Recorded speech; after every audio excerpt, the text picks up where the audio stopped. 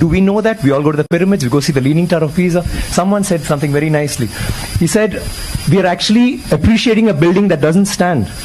It's falling over and wow, let's take a picture, let's take a selfie, and we're getting excited. But we have temples today that stand and they didn't use plaster. Do you know that for this particular stone, they had to use a ramp which was 6 kilometers long, which was pulled by bulls, elephants and people. 6 kilometers long to get it up there, without any machinery, without any cranes, without anything. And they didn't have plaster. It's withstood 6 earthquakes. You know what happens when an earthquake comes? Without plaster. What they have done is they have an outer wall. Then inside that they have a corridor of 6 feet, which is an open, just a corridor. And then they have another structure inside which goes all the way to the top, which is why they can withstand earthquakes, which is why they stood so long.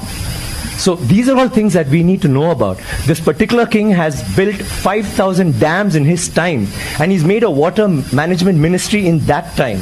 He's had elections for the village leaders.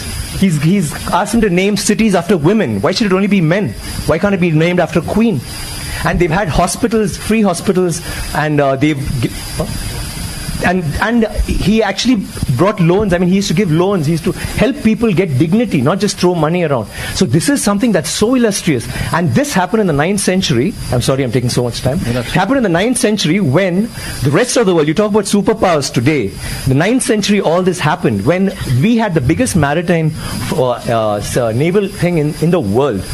And it went all the way to Bali, all the way to Malaysia, and went till we sent emissaries to China.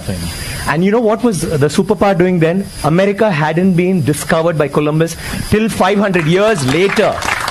So think about our culture, think about how advanced we were. We need to be proud of this. It's nothing to do with North India, South India, West India, East India. It is, we are Indians, and we need to feel proud about that. And England is so illustrious, but Englands were invaded by the Vikings, and the Europe was in the dark ages during the 9th century. They had nothing going on. So don't you think we should celebrate history? Absolutely, absolutely. Thank you. Thank you. Manish, I need water, please.